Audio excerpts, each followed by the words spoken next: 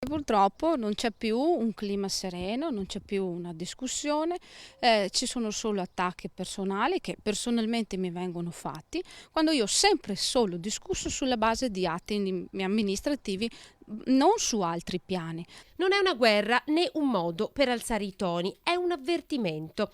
Il Consiglio Comunale oggi è tornato a riunirsi a Rossano Veneto dopo lo strappo di giovedì scorso e ancora una volta la maggioranza non ha votato compatta. La Lega Nord si è astenuta sull'approvazione del bilancio e sulla conferma delle aliquote. Ha votato invece per gli sportelli unici e il regolamento comunale di sicurezza. Il bilancio di previsione è stato approvato dalla Giunta in ritardo, ci dovrebbe essere già un rendiconto a disposizione già concluso e non c'è.